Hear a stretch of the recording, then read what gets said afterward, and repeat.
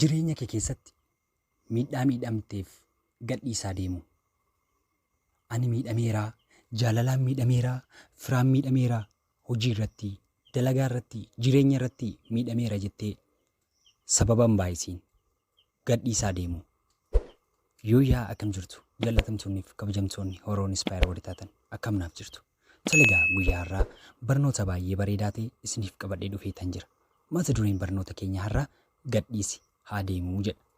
Jireenya keenya keessatti nuti haaloo jibba, hinaaffaa, dheekkamsa wanta adda addaa jireenya keenya keessatti of qabsiisnee, ofiinee, of takaallee karaa darbaaf dhowwannee milkaa'inarraa ududubatti gottatamna. Sababa maaliiti kun? Maarraa kan ka'edha kan jedhudha. Mee seenaa wayii wal faana ilaalla. Hanga dhumaatti na faana tura. Yeroo tokko monoksoota amantaa buudiizim warra ta'antu wal faana adeemaa ture. Gadaamii tokkorraa gara gadaamii biraatti otoo deemaa jiranii yeroo kana monokseen kun dargaggeeyyiin lamaan gara gadaamii isa tokkotti erga argaman baatanii ka'an. Yeroo kana akkuma guyyaa guutuu adeemaa oolaniin deemanii galaana tokko bira ga'ani. Yeroo galaana kana bira ga'anitti shamara baay'ee bareedduu taatee argani. Yeroo kana maal hojjettaa as keessaa kophaa kee jedhee gaafate monokseen kun. Anillee galaana kana akkanitti ce'uu dhabeen dhaabachaa jira jettee deebisteef. Yeroo kana monokseen inni gaafate kottoon isin ceesisaa jedhee dugda isaatti baatee laga kana ishee ceesise. Erga ceesisee kee booda niitiin kun yookaan mucayyoon kun irraa buutee dhiittee isa kuffistee sokkite erga dugda isaa irraa buutte. Yeroo kana gaa achi galagalee kee deeme. Yeroo kana erga xiqqoo deeme adeemaatu jiranii monokseen inni duukaa deemaa jiru kun guyyaa guutuu akka gungumutti, akka ofiisaaf gaafatutti, akka of duukaa deemutti deemsa guyyaa guutuu erga deemanii booda utuu monoksee ta'ee jiru akkamitti dubartii dugdatti baata? Waan ta'uu hin qabnedha.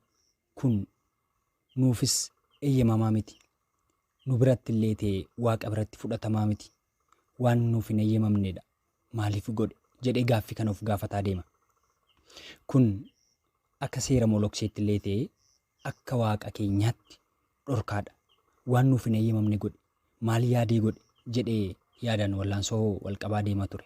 Yeroo kana aduun bareeddee baate kun bareeddee lixuuf deemti. Jalqabarraa eegalee deemsa ammaa dhabanii baay'ee erga bututanii booda aara galfachuuf kaan. Yeroo kanatti monokseen inni shamara kana baatee ceesise kun maaliif maal taatee anuma sila ganamaa kaastee hin gungumtaa of duukaa of lolaa deemaa jirta maal taatee jedhee gaafate.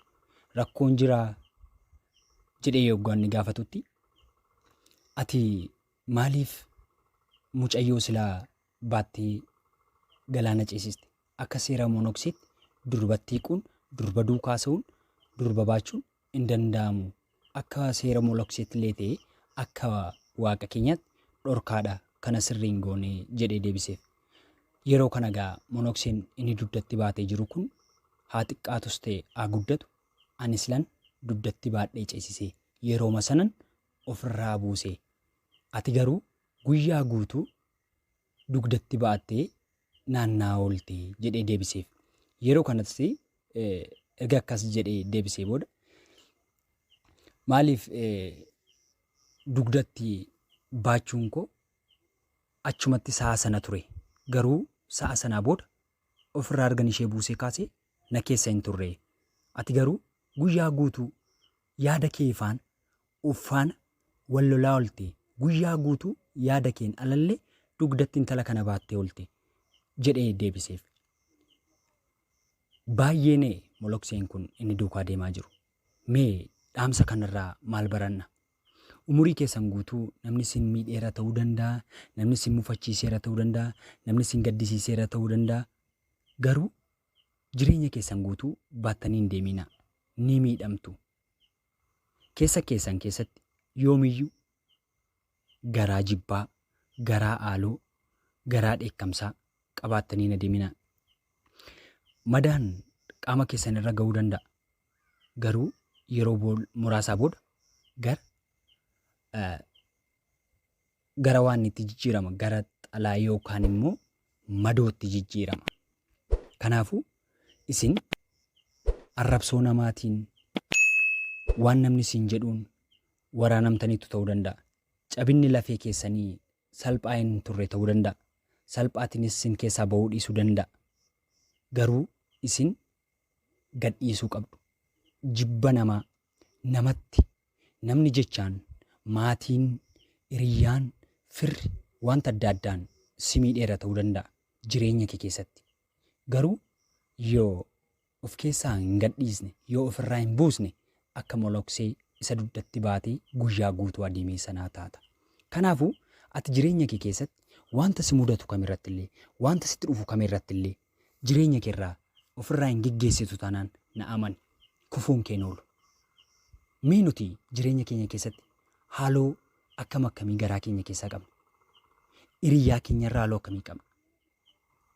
Haadha warraa keenyarraa yookaan jaalallee keenyarraa haaloo akkamii qabna? Abbaa warraa keessanirraa mee haaloo akkamii qabna? Hojii eddee hojii hojjettu hoogganaa keerraa haaloo akkamii qabda? Haala mijataa eegdee deebistee waraanuuf. Maatii keerraa, fira keerraa, nama kamirraayyuu haaloo qabaachuu dandeessa.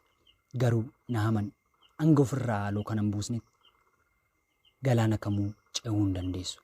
Jireenya kee keessatti milkaa'uu hawwita ta'a. Guddachuu hawwita ta'a. Jijjiiramuu hawwita ta'a. Garuu hamma haaloo jibba inaaffaa of keessaa hin baasnetti milkaa'uu miti. Qaara milkaa'inaarrayyuu gahuu hin dandeessu. Qarqara milkaa'inaattuu siiquu hin dandeessu. Maaliif? Jalqaba keessa kee qulqulleessi. Waan tokko yoggaa miidhamtutti saama sana miidhamee darbite. Of keessa keessinaan guyyaa guyyaan yeroo yeroon sa'aa sa'aan sitti dhaga'ama. Dhukkubbiin sun sirratti argama. Si keessatti hafa. Haala kamiin, yeroo kamiin, akkamiin akka namticha kana miitu teessee yaadda. Tokkiffaa yeroo kee gubda. Lammiffaa sammuu kee miita. Sadiffaa galma qabuu qabdurraa udduubaafta. Kanaafuu jireenya kee keessatti qormaata si mudatu, jireenya si mudatu, wanta si mudatu kamiyyuu gadhiisi sirraa adeemu. Yoo of keessatti qabde ni miidhamta, ni gaabbita, ni gaddita waan ta'eef. Kanaafuu waan si yaaddessee jiru, waan si dhiphisee jiru, waan akka taaloo qabattu si taasisee jiru gadhiisi. Si keessaa adeemu yoos boqonnaa argatta.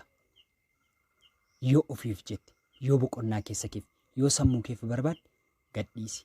Adeemu ofirraa buusi. Barnoota keenya guyyaa har'aa akkasii waan baay'ee barattan abdii guddaan qaba.